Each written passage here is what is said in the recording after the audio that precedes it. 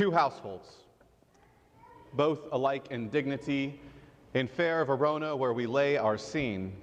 From ancient grudge break to new mutiny, where civil blood makes civil hands unclean. From forth the fatal loins of these two foes, a pair of star-crossed lovers take their life, whose misadventures piteous overthrows do with their death bury their parents' strife. The fearful passage of their death-marked love and the continuance of their parents' rage, which but their children's end not could remove, is now the 2 hours traffic of our stage. The prologue to Romeo and Juliet.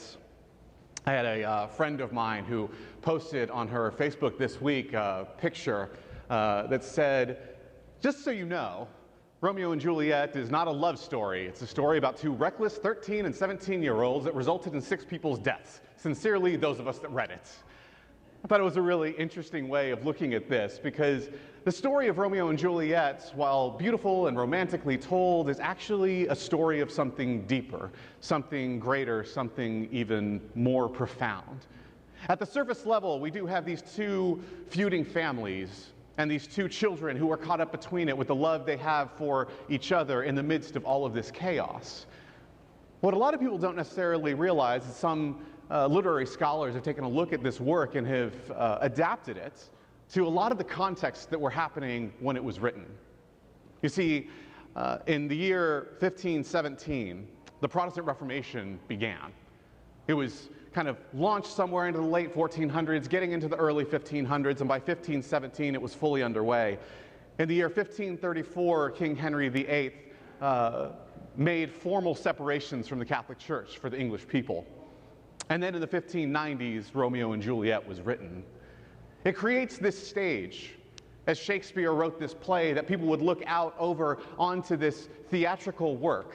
And at the same time, a massive feud was happening in the streets between the Protestants and the Catholics. There was blood being shed in the streets literally all across Europe as these families, as these entities, as these two giant religious institutions battled one another. And there in this place, the scene is set. And it's amazing that Shakespeare is able to unfold all of this nuance onto a stage in a way that some people may be able to see and may be able to not understand. And in the ability to tell this story, Shakespeare is able to critically state what is happening both in the political and the religious world that is resulting in such violence and bloodshed. Stories are amazing things. They give us the ability to speak truth into a life, into an existence that we may not even know. Stories have the ability to lift people up, to tear them down. Stories really give us the power to be able to speak and say certain things in new and amazing ways. And the Bible is no different. I think a lot of times when we look at the Bible or we see the story of the Bible, especially with Genesis chapter 1, in the beginning God created the heavens and the earth, sometimes I think we almost think that there was a historian just sitting in the corner as all of this was happening and being unfolded. That there's a man with a pen and paper just sitting there on the side, and as God creates the heavens and the earth, he writes that down. And then as God creates animals, he writes that down. And then as God creates humans, he writes that down. But that's not really the way in which it was formed. In fact, many biblical scholars will look at this entire work of Genesis chapter 1 and 2, and they will say that it was actually written during a period of Babylonian exile for the Jewish people. You see, back in the original days of ancient Israel, it was a modern practice of empires that when they came into an area and into a land and they dominated it, they would destroy the culture. And they would destroy the culture by taking all of the political and the religious and the educated leaders of that society that they had dominated, and they would scatter them into foreign lands. They would separate them so they wouldn't have the ability to mobilize and collect themselves, to share their culture and to fight their way back to their homeland. And this had happened to the ancient Israelites. The Babylonians had come in and essentially razed their homeland. They had destroyed their temple. They had taken the people that were there and moved them into exile. And that is where the Jewish people were living, in the midst of chaos and violence and destruction. And in the middle of that, we see these words written. In the beginning, God created the heavens and the earth. It was a story that was written to help remind these people of faith of who they were and who their God was. You see, the world all around them seemed unbelievably chaotic. The world all around them was filled with violence and death and rage, and they had lived in a foreign land that was so far removed from anything that they had ever known, and they, almost by design, were being forced to forget their story, to forget who they were as the people of God. And there was no real ability or power for them to mobilize, and so they wrote stories. Incredible and powerful words that enabled them to be able to speak the truth of their faith and their history, and in that, bring it to life. In a subversive and beautiful and powerful way, these words are written and created. And so we have this wonderful story in Genesis chapter 1 and 2 where we see the creation of all of humanity. And probably the most powerful thing that we can see in the middle of all of this chaos that's going on, the author of the Torah here, the author who writes these words down, they very specifically go through the process of saying that God is there in the midst of all of this chaos, in the midst of this formless void, that God steps into it. And God separates the heavens from the earth and looks at it and calls it good. And then God creates animals to be in the fields and looks at it and calls it good. That God creates trees in the forests and looks at it and calls it good. That God creates men and women, all of these things, and he looks at it and calls it good. You can almost think of the people who are reading these words for the first time. How could a God in the midst of our chaos, in the midst of our turmoil, how could a God who has allowed us to be so far removed from our home, from our place of worship, that has taken us into this random foreign land, how could there be any good in the world? And the author of Genesis 1 and 2 makes a very strong point in saying that God looks out after days 1 through 6 and looks at all of creation, everything that has been made, everything under the sun, the good and the bad, and that God looks at it and calls it very good. I love this passage. I love the Bible almost because of this phenomenal story. This ability that it has to look into the chaos of the world that we live in and say that there is still good within it. That really is, I believe, what the core of this entire thing begins as.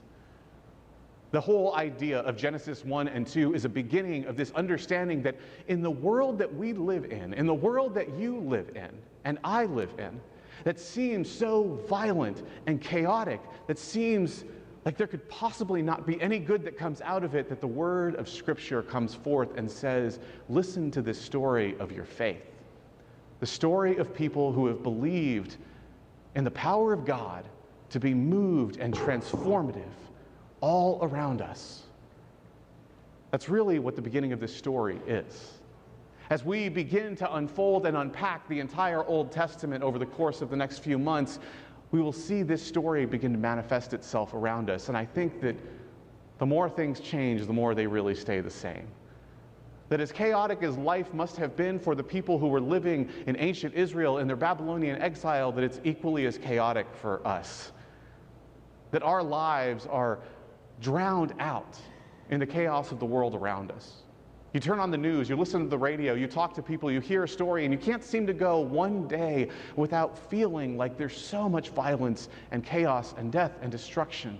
How could anybody look in the middle of all of this and call any of it good? That's really what the Bible comes to be. That's really what we are doing here as the people of God. Why we even get up on a Sunday morning when there's so many other things that we could do and come into this place. We do it because as faithful people, we come to show up. We come believing that these words of Scripture, that these words that can be passed off as just a really nice story from a really old book that people used to read a long time ago, still resonates. It still has a deep and underlying truth.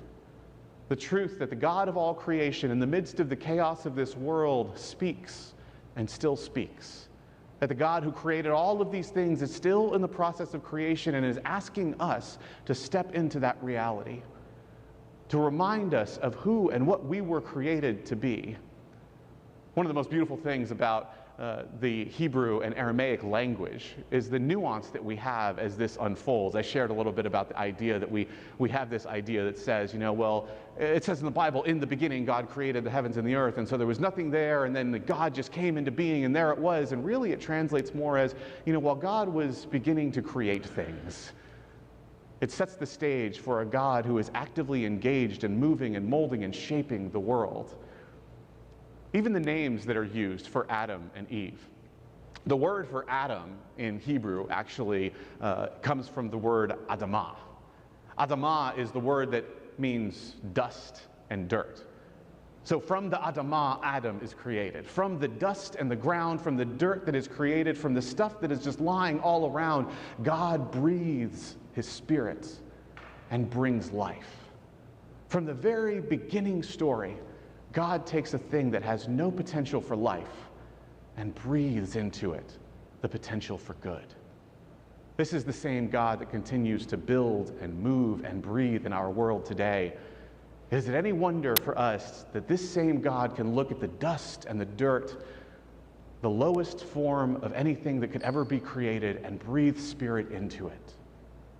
My prayer for you this week as we begin this journey together is that you could go out into the world, in a world that is full of dust and death and destruction, in a world that seems like there is no potential for life or anything good to be created, and to know that the Spirit of God is still hovering above the water, that the ruach of God, that the breath of God, that the essence of all human life is being breathed even into the most dead and dire places.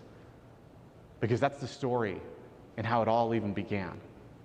The first of the beginning chapters reminds us of the beauty that in the chaos and in the disorder and in the death of the dust around us, God was there, creating, breathing, and making new life. To this God who continues to breathe and create life into us today, be all the honor, glory, dominion, and power now and forevermore. Amen.